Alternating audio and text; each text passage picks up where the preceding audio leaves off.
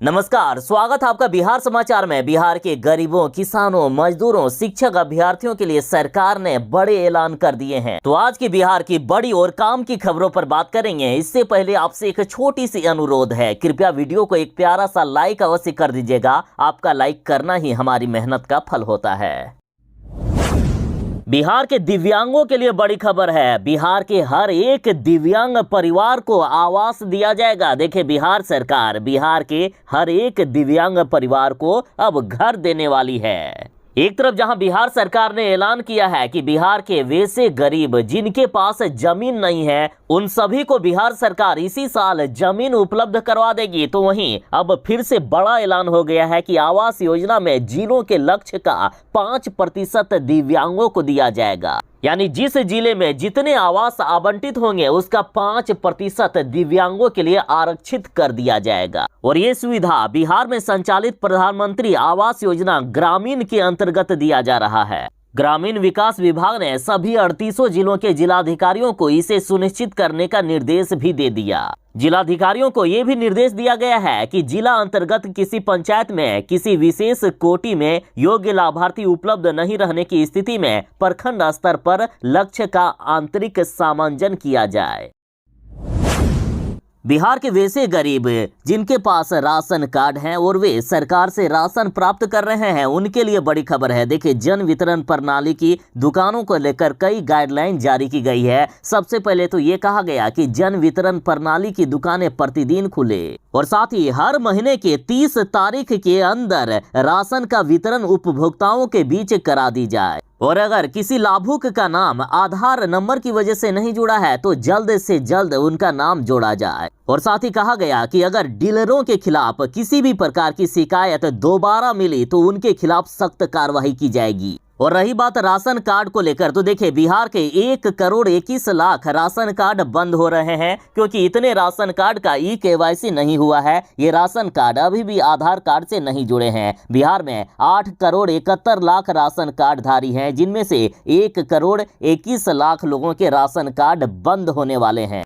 इन उपभोक्ताओं को 30 जून तक का समय दिया गया है। यदि ये 30 जून तक KYC नहीं करवाते हैं तो इन लाभार्थियों का राशन कार्ड हमेशा के लिए बंद करा दिया जाएगा। यदि आप KYC करवाना चाहते हैं तो आप ऑनलाइन भी कर सकते हैं या नजदीकी के जन वितरण प्रणाली की दुकान पर जाएं, यानी PDS की दुकान पर जाएं, वहां भी आपका राशन कार्ड का KYC करवा दिया जाएगा।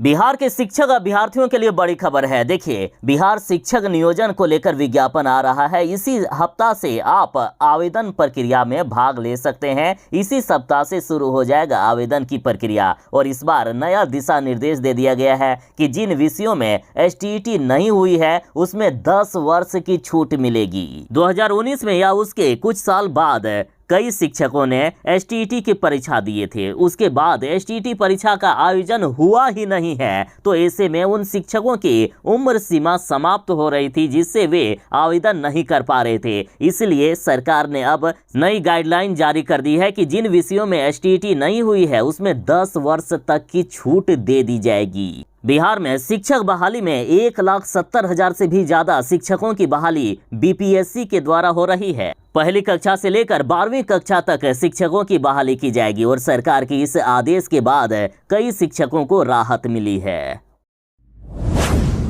किसान सम्मान निधि योजना को लेकर बड़ी खबर है। किसान सम्मान निधि योजना की 14वीं किस्त की राशि जारी होने वाली है और कब जारी होगा इसका डेट का ऐलान कर दिया गया है। साथ ही इधर बीजेपी का कहना है कि अभी 11 करोड़ किसान पा रहे हैं सम्मान राशि। मोदी सरकार के 9 साल पूरे हो गए हैं और 9 साल पूरे होने पर मोदी सरकार ने किसानों को लेकर बड़ा ऐलान किया है। कहा है कि PM किसान से 11 करोड़ से भी अधिक किसानों को साल के 6,000 रुपए मिलते हैं। साथ ही किसानों के लिए कहा कि 9 साल में कृषि बजट में हुआ है 6 गुना वृद्धि। साथ ही PM फसल बीमा योजना से हुआ है किसान साथियों को 1.33 लाख करोड़ का भुगतान। और अब यदि ये बात करें कि आखिर 14वीं किस्त की राशि कब जारी होगी, तो देखिए, जी न्यूज की तरफ से बड़ी खबर आ रही है। जी न्यूज ने डेट का ऐलान कर दिया है। जी न्यूज के द्वारा कहा गया कि 23 जून को आ सकता है PM किसान सम्मान निधि योजना की राशि। 2-2 हजार रुपए PM मोदी किसानों के खाते में भेज सकते हैं। तो बस और कुछ ही दिनों का इंतजार है। 23 जून को 14वीं किस्त की राशि जारी हो सकती है।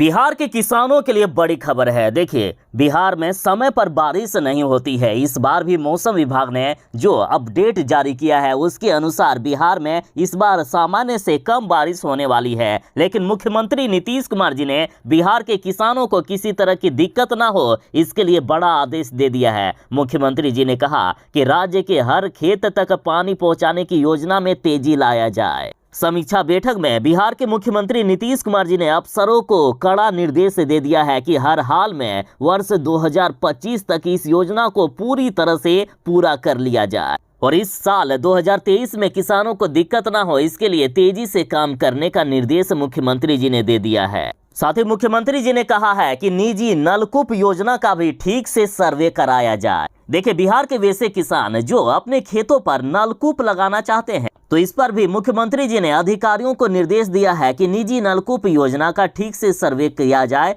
या कोई किसान चाहते हैं कि उनके खेत में भी नलकूप लगे तो उनके खेत में नलकूप लगाने का कार्य को पूरा किया जाए ताकि कोई क्षेत्र छूटे नहीं और बिहार के सभी किसानों को इसका लाभ मिल सके।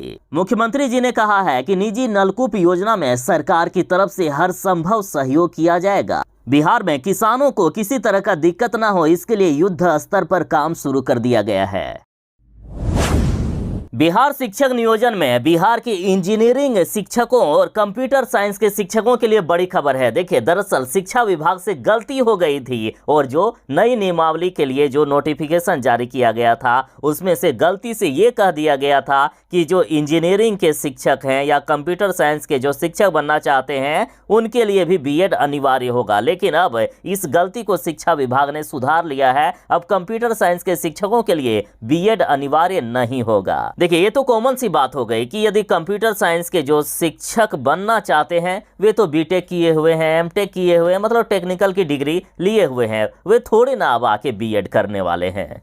और ये गलती हो गई थी शिक्षा विभाग के द्वारा जिसे सुधार दिया गया। यानी कंप्यूटर शिक्षक के लिए अब बीई, बीटेक या एमसीए अनिवार्य कर दिया गया है। यानी जिन्होंने इंजीनियरिंग किए हुए हैं या बीटेक की डिग्री लिए हुए हैं वे भी 9वीं से 10वीं या 11वीं से 12वीं तक के शिक्षक बन सकते हैं। ज्यादा जानकारी के लिए बीपीएससी की ऑफिशियल वेबसाइट पर जारी नोटिफिकेशन को देखें।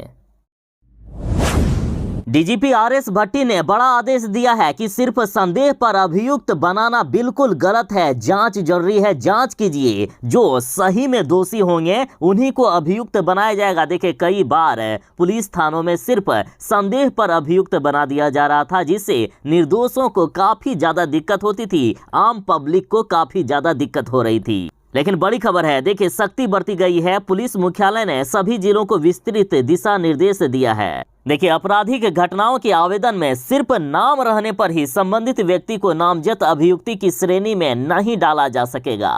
वैसे ही व्यक्तियों को प्राथमिकी प्रपत्र में ज्ञात अभियुक्तों के तौर पर रखा जाएगा जिन पर घटना में शामिल होने का प्रत्यक्ष आरोप है। संदेह जताए जाने या दावे की सूरत में संबंधित शख्स को ज्ञात अभियुक्त की श्रेणी में शामिल नहीं किया जाएगा। और इस संबंध में डीजीपी आरएस भट्टी ने पुलिस मैनुअल का उल्लेख करते हुए पुलिस अधिकारियों को दिशा निर्देश दिया है। साथ ही सभी रेंज आईजी, डीआईजी को इसका पालन सुनिश्चित करने का टास्क भी सौंपा है।